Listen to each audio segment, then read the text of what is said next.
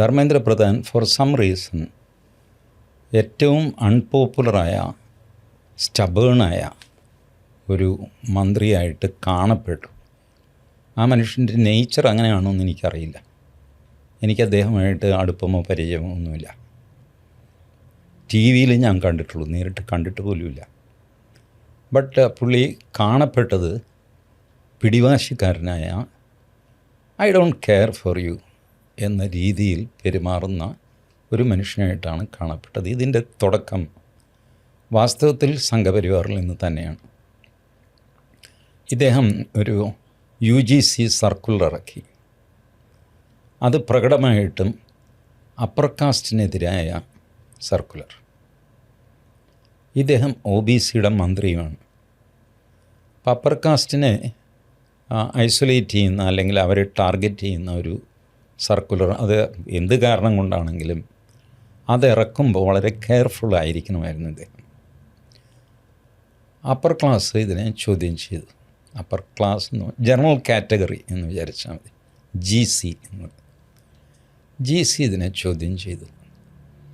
Dharmendra Pradhan mind ചെയ്തില്ല. GC ഇദ്ദേഹത്തെ കാണാൻ ശ്രമിച്ചു, അപ്പോയിൻമെൻറ്റ് കൊടുത്തില്ല. GCയുടെ പ്രഷർ ഭയങ്കരമായിട്ട് വന്നു. ABVP അവരുമായിട്ട് അലൈൻ ചെയ്തു. ABVP ഒരു പ്രസ്താവന ഇറക്കി. GC അവരെ വിദ്യാർത്ഥികളെന്ന് വിളിക്കാമോ എന്ന് എനിക്കറിയില്ല. വിദ്യാർത്ഥികളെന്ന് പറഞ്ഞാൽ വേറെ കുറച്ച് പേരാണ്. ഏതായാലും അവരും ആ കോളേജിൽ പഠിക്കുന്നവരാണ്. ഡൽഹി യൂണിവേഴ്സിറ്റി മറ്റ് കുറേ സ്ഥലത്ത് അവർ പ്രകടനം നടത്തി. അവർ ജന്തർ മന്ദറിൽ വരാൻ തീരുമാനിച്ചു. അവരെ ഹൗസ് അറസ്റ്റ് ചെയ്യിച്ചു. ധർമ്മേന്ദ്ര പ്രധാനോ എന്തോ ആയിക്കോട്ടെ, മോദി അഡ്മിനിസ്ട്രേഷൻ ഹൗസ് അറസ്റ്റ് ചെയ്തു നേതാക്കളെ. ഫുൾ ഡേ അവർക്ക് വീട്ടിൽ നിന്ന് പുറത്തിറങ്ങാൻ പറ്റില്ല. പോലീസുകാരൻ പുറത്ത് കാവലിരിക്കുന്നു 2 പേര്. അവർ ആ ഫോട്ടോയൊക്കെ സോഷ്യൽ മീഡിയയിൽ പ്രചരിപ്പിച്ചു. നത്തിങ്, ഗവൺമെൻറ് മൈൻഡ് ചെയ്തില്ല, പോടാപ്പില്ലേ. അവർ തോറ്റ് പിൻവാങ്ങും, കാരണം അവരുടെ സ്വന്തം സർക്കാരാണ്. അങ്ങനെ പാളയത്തിലാണ് ധർമ്മേന്ദ്ര പ്രധാന് എതിരെ ആദ്യം പടയൊരുങ്ങുന്നത്. അതാരും അറിയാതെ അങ്ങനെ അങ്ങ് പോയി.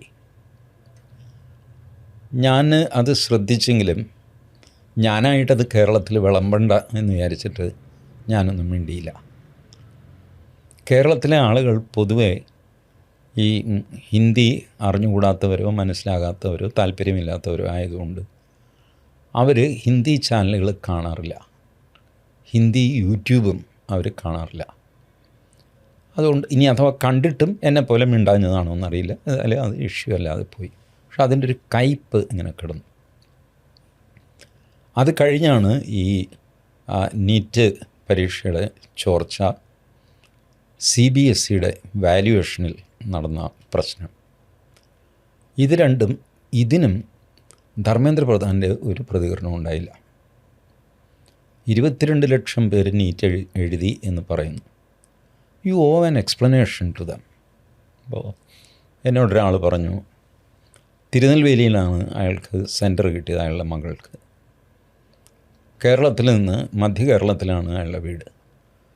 അവിടുന്ന് തിരുനെൽവേലിയിൽ പോയി വെളുപ്പിനെ 3:30 മണിക്കാണ് മെസ്സേജ് വരുന്നത്, പരീക്ഷ ക്യാൻസൽ ചെയ്തു. ഇവർ തിരിച്ചു വന്നു. അച്ഛനും അമ്മയും മകളും കൂടെ തിരിച്ചു വന്നു.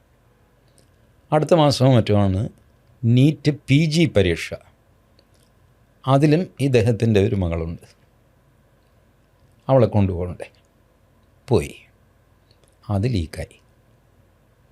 എന്ത് ചെയ്യണം? അയാൾ എന്നോട് പറഞ്ഞു, ചേട്ടൻ എൻ്റെ സാമ്പത്തിക സ്ഥിതിയൊക്കെ അറിയാമല്ലോ, 30,000 രൂപയാണ് ഈ 2 ട്രിപ്പിനായിട്ട് നഷ്ടപ്പെട്ടത്. എന്തിനാണ് കേരളത്തിലെ കുട്ടികളെ തിരുനെൽവേലിയിൽ സെൻറ്റർ കൊടുക്കുന്നത് എനിക്കറിയില്ല. ഇതിപ്പോൾ നീറ്റ് പരീക്ഷ നടത്തുക എന്ന് പറഞ്ഞാൽ റോക്കറ്റ് സയൻസ് ആണ് എന്ന് നമ്മൾ മനസ്സിലാക്കണം.